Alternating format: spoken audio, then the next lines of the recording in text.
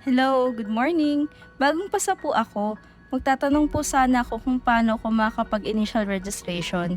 Good morning. Please call this number. Sila po ang concerned office sa inyong katanungan.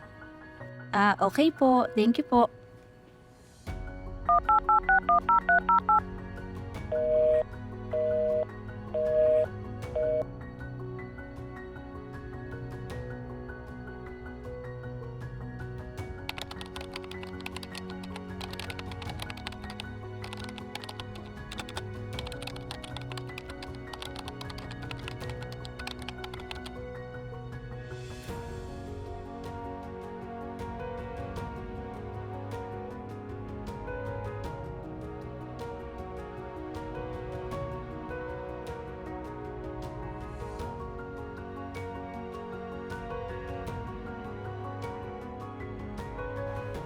Hi!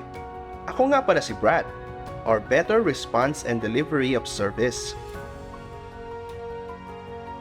Ano nga pala ang inyong sadya sa aming ahensya? Nagpunta ako dito para ayusin ang aking record. Meron kasi akong record mismatch. Nag-file pa ako ng SL para ayusin ito. Sana matulungan ako ngayon ni PRC. Ma'am, alam niyo po ba na hindi na ninyo kailangan pang mag-leave para masagot ang inyong mga katanungan at concern sa PRC? Ang PRC ay may tinatawag na CRMS o Client Relationship Management System. Lahat ng issues at concerns patungkol sa aming serbisyo ay pwedeng iparating sa pamamagitan nito.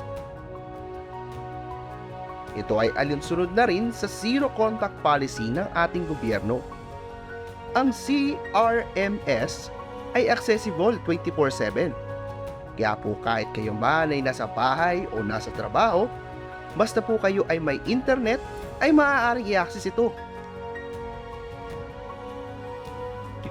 Paano? Saan ako pupunta at ano ang gagawin ko? Meron po tayong QR code.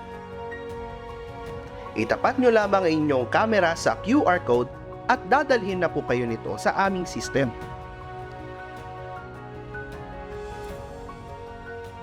Mabilis lang pala ang CRMS.